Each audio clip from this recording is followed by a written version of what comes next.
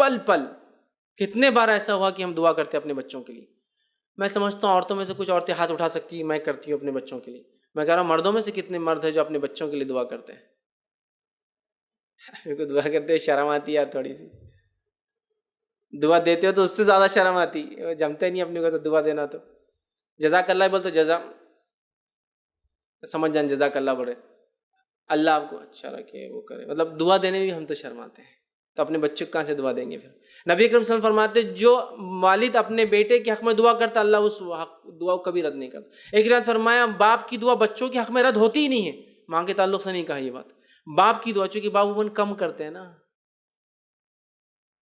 پل پل اپنے بچوں کے لیے دعا کیجیے. جس کی جیتی جاگتی مثال ایگزامپل دیکھنا ہے ابراہیم علیہ السلام. کوئی ایسا واقعہ آپ کا نہیں گزرے گا قرآن میں جہاں آپ نے اپنے بچوں اور آنے والی نسلوں کے لیے دعا نہیں کی. جنریشنز کے لیے دعا کرتے تھے آپ.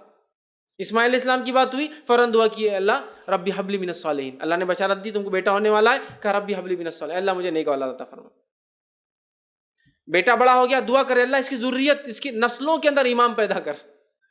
تو ابراہیم علیہ السلام کا کوئی واقعہ آپ کو نہیں ملے گا جب آپ نے پل پل اپنے بیٹے اسماعیل، اسحاق اور دیگر اولادیں اور اپنی نسلوں کے لیے دعا نہیں کی. نسلوں کے لیے کتنے دور اندیش باپ تھے، چونکہ ایک نسل کے لیے ان کا جد اعلیٰ، ان کا جو باپ ہوتا ہے وہ پوری نسل کا باپ ہوتا ہے نا. ابراہیم علیہ السلام ظاہر سی بات ہے ان کی نسل میں جو آئیں گا ان کا بیٹا ہے نا. بیٹا بھی بیٹا ہوتا ہے، پوتا بھی بیٹا ہوتا ہے، پڑ پوتا بھی تو بیٹا ہوتا ہے نا پردادا کے لیے، اس کی نسل ہے وہ. سب کے لیے دعا، دوسروں کے بچوں کے لیے، اپنے بچوں کے لیے، اپنی نسلوں کے لیے دعا کیجیے. ہم کہاں کرتے، اپنے لیے دعا ہی نہیں ہوتی ہم سے، تو نسلیں بچے کہاں سے آئیں گے؟ مزاج بنا لیجیے دعا کا. ابراہیم علیہ السلام ایک جیتی جاگتی مثال ہے میرے اور آپ کے لیے.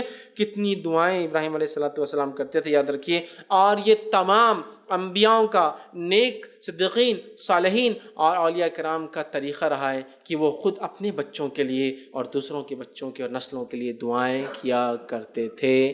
مثال